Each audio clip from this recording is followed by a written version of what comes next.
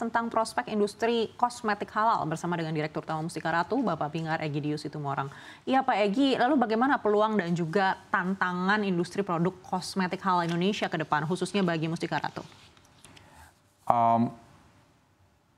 Tantangannya seperti sampaikan tadi kan untuk ada, ya kita harus menghadapi semua hambatan-hambatan yang ada. Tentunya juga kita, tantangan juga tentunya untuk kita masuk ke negara luar, maupun termasuk dalam negeri juga sebenarnya, itu kan juga tidak terlepas dari persaingan dengan brand-brand atau produk-produk dari negara lain. Nah, ini sebenarnya kita harus hadapi bersama. Jadi salah satunya, misalnya kalau untuk keluar, contoh misalnya kalau ekspor misalnya, kan pemerintah banyak melakukan seperti misi kebudayaan. Ya kan, terus kemudian juga banyak melakukan misalnya exhibition, mengundang brand-brand dari Indonesia. Nah, seringkali yang sering ditampilkan lebih ke brand, lebih ke produk. Jadi produk Indonesia misalnya kopi atau apa ya, atau mungkin ditampilkan di sana. Tapi ataupun misalnya penarinya menggunakan pakaian yang bagus, ya udah kayak kita kan bisa melihat beautiful ini ya, fashion atau pakaian. Tapi yang ke depan yang mesti harusnya kita banyak dibantu adalah highlight brand-nya. Karena kan brand itu menjadi identity sebenarnya yang kemudian nanti bisa sustainable untuk kita bisa kemudian lebih kuat kehadiran kita di negara-negara tersebut. Jadi brand itu yang harus di-highlight. Oke nih misalnya mereka penari ini cantik karena make-up-nya by produk-produk Mustika Ratu. Sehingga konsumen yang di sana yang melihat acara itu, oh produk Mustika Ratu ya, oh dari Indonesia gitu. Nah, jadi ini yang barangkali yang atau fashionnya itu desainernya siapa gitu. Nah itu yang salah satu kalau di luar yang harus banyak dilakukan. Nah di dalam negeri saya sih melihat bahwa peraturan pemerintah yang nanti mewajibkan kosmetik harus mendapatkan sertifikat halal, itu juga salah satu yang move yang baik juga. Karena itu selain memang untuk melindungi konsumen di Indonesia yang majority Muslim, kan juga adalah menjadi sebenarnya protection terhadap brand-brand Indonesia yang sudah berinvest untuk menjaga kualitas produk-produknya kita dengan standar tertentu agar produk itu mendapatkan sertifikat halal. Karena kan sertifikat halal itu berarti kan kualitasnya terjaga. Jangan sampai kemudian diganggu oleh brand dari luar yang kita nggak tahu asal-usulnya gitu, yang kita tahu asal-usul dari bahan bakunya atau dan sebagainya macam gitu ya. Sehingga menurut saya sih dua hal ini harus dilakukan. Jadi di luar kita kerjasama untuk semua dari kegiatan tadi itu di-highlight lah brandnya, bukan hanya produknya, kan dua hal yang berbeda ya, produk dan brand. Dalam negeri ya di-apply consistently yang sertifikasi halal untuk brand-brand kosmetik sehingga sekaligus melindungi negara lain. Artinya sertifikasi halal yang nanti akan ditetapkan pemerintah di 2026 ini menurut Bapak cukup urgent? Ya menurut saya iya, karena kalau kita sekarang kan banyak sekali nih kalau kita perhatikan yang misalnya dijual melalui online ya, yang brand-brand dari luar yang saya juga nggak tahu apakah mereka itu dapat izin resmi atau tidak gitu. Nah, kalau izinnya aja belum tentu lengkap kan. Nah, bagaimana kita tahu bahan bakunya gitu kan. Jadi menurut saya sih itu sangat penting untuk juga melindungi brand-brand asli Indonesia sih. Baik, kita tahu tren skincare dan kosmetik di dalam negeri ini terus berkembang. Ya. Apakah Mustika Ratu melihat ini sebagai kompetisi? Ya, both kompetisi tapi sekaligus juga peluang. Karena tentunya dengan ada kompetitor misalnya seperti itu kan buat kita juga akan semakin tertantang untuk lebih inovatif untuk mencari lagi peluang-peluang baru sih. Jadi seperti misalnya, kita contoh nih, ada kategori yang kita nggak punya brandnya. Seperti misalnya hair coloring, ya kan? Mustika Ratu tidak punya. Tapi ternyata kita manfaatkan itu untuk kemudian meningkatkan penjualan hair care-nya kita.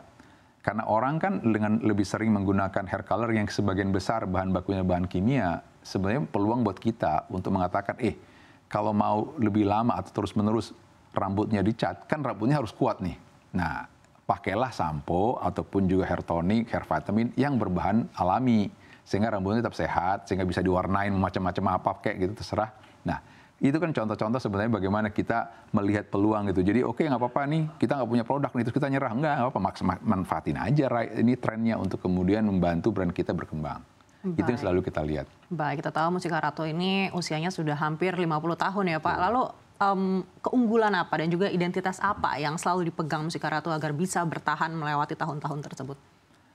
Ya, salah satu yang kita selalu pegang adalah kita stay rooted kan bahwa Mustika Ratu kan dari awalnya adalah produk yang memang dibuat dari bahan-bahan alami Indonesia, ya kan. Jadi awalnya seperti itu, dan kemudian juga dengan basisnya adalah basis kebudayaan. Nah, ini salah satu yang kita consistently pegang karena itulah ikonnya Mustika Ratu. Jadi kita nggak boleh kehilangan identitas tersebut, untuk kemudian kita bisa claim ourselves sebagai trusted brand yang memang dibuat dari bahan-bahan yang terjamin kualitasnya aman, ya kan. Nah, dan tentunya selain itu bahwa kita juga selalu melihat harga menjadi penting. Ya, jadi brand kita kuat, tapi harganya juga harus affordable ke target konsumennya. Nah, kemudian juga kualitas pasti, tapi juga kan kita lihat sebagai brand juga yang sebenarnya yang punya kegiatan yang sangat luas di masyarakat juga. Dengan misalnya kegiatan Putri Indonesia, kegiatan juga mendukung women empowerment, juga kemudian SDG juga. Nah, keterlibatan Mustika Ratu di event-event tersebut ataupun di advocacy tersebut itu membuat tentunya kita semakin banyak dikenal dan diingat lagi oleh para konsumen. Jadi ini beberapa hal yang kita selalu lakukan sehingga ya kita berharap sih Mustika Ratu tetap stay in the mind of the consumers. Baik, Pak Egy, kita lihat industri ini semakin berkembang, termasuk juga industri kosmetik begitu. Dan bagaimana Mustika Ratu bisa bersaing dengan konsep kekiniannya untuk bisa menahan gempuran dari kosmetik-kosmetik halal yang mungkin baru muncul? Iya, kuncinya ada di satu, selalu jeli melihat consumer trend, ya kan? Itu satunya. Jadi apa sih yang dibutuhkan oleh konsumen? Ini yang menjadi kuncinya, karena kan pengguna kan konsumen. Jadi kita harus melihat, mereka nih konsumen ini maunya apa, dan kita harus kemudian melihat, solusi terhadap problem atau kebutuhan tersebut apa. Itu yang kemudian Mustika Ratu ngerti. Setelah itu apa? Inovasi. Jadi kita selalu berinovasi, apakah produk yang sekarang ada itu sudah cukup untuk memenuhi kebutuhan konsumen, misalnya, tapi harus direjuve, kita rejuve. Perbaiki barangkali formulanya sehingga bisa lebih tepat untuk menjawab kebutuhan dari konsumen. Misalnya seperti ada, atau juga sekaligus juga selain produk yang ada ya, misalnya Beautykin kan, itu sudah cukup dari 2018 sudah available. Tapi kita perbaiki lagi produk-produknya dengan misalnya Beautykin Ultra Lucious Matte Lip Cream ya. Jadi kita perbaiki, kita reject, kita tambahin lagi sehingga kemudian bisa menjawab kebutuhan konsumen. Atau juga sekaligus membuat produk baru misalnya Wonder Drop misalnya. Jadi ini serum, tapi juga sebagian besar bahan-bahannya adalah bahan-bahan alami yang memang juga sebenarnya ada di Indonesia, yang memang bisa memberi kebaikan buat kulit, bukan hanya saat ini cantik, tapi juga harus cantik jangka panjang. Baik, kita tahu kosmetik halal yang masuk di Indonesia ini tidak hanya dari dalam negeri, tapi juga dari luar negeri, termasuk juga dari Korea dan juga dari Amerika. Lalu bagaimana produk lokal seperti Mustika Ratu ini bisa bertahan di tengah gempuran yang sangat kencang ini dari Korea dan juga dari Amerika?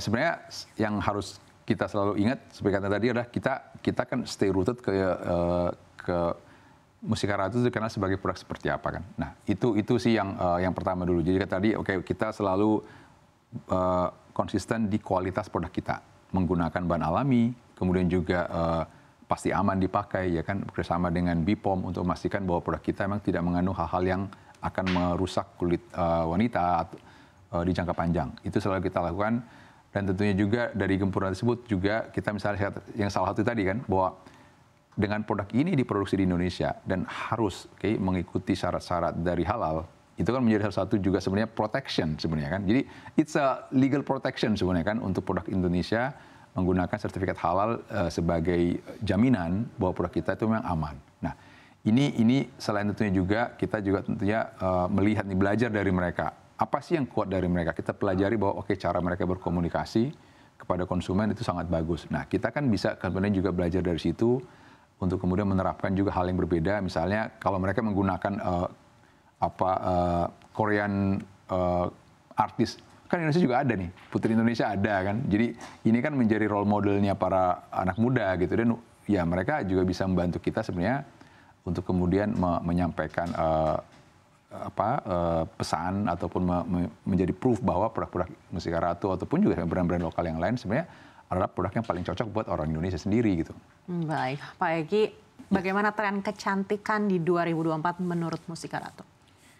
Ya, menurut kita sebenarnya merekap semua dari apa yang kita pelajari dari tren kosmetik halal ya, dan kemudian juga melihat dari semua data, kita sangat percaya bahwa tren kosmetik di Indonesia ini sangat baik, ya, sangat baik peningkatannya juga penjualannya, dan kita melihat bahwa karena kenapa didorong oleh konsumennya sendiri, anak mudanya semakin banyak ya dengan bonus demografi, produk kita semakin lama semakin bisa diterima karena konsumen sendiri kan kalau di kosmetik ada 3 terutama nih attributes-nya, jadi brand, price, dan ingredients. Nah, semakin banyak konsumen yang lebih care dengan ingredients-nya. Dan di situ kita ada menangnya juga untuk selalu meng-highlight bahwa produk kita aman karena menggunakan bahan-bahan yang aman juga gitu. Jadi itu yang membuat Mustika Ratu sangat yakin bahwa potensi untuk perkembangan produk-produk kosmetik Mustika Ratu juga punya peluang untuk meningkat lebih cepat di hadapan. Baik. Terakhir sekali Pak, seberapa optimisme Mustika Ratu kita bisa menjadi kiblat untuk kosmetik dan juga skincare halal? Sangat yakin. Kita sudah diskusi ini dengan Kemenlu dan juga Kemendak bahwa sebenarnya dengan kita menggunakan konsep Indonesia Incorporation kerjasama bareng-bareng ini sangat bisa dicapai ya dengan sekali lagi kita meng-highlight semua keunggulan dari produk-produk yang kita miliki ya kan, termasuk juga keunggulan dari dalam hal budaya, memaksimalkan semua trade event, semua support pemerintah juga untuk kemudian nanti apalagi dengan sebagai negara dengan penduduk muslim terbesar di dunia, ya, ini harusnya menjadi satu aset yang bisa kemudian kita komunikasikan dan saling bantu dengan juga organisasi yang sama di negara lain untuk kita pintu masuk, untuk kita sebenarnya bisa masuk ke lebih banyak negara dan kemudian bisa menjadi hub dari trade hub dari industri halal.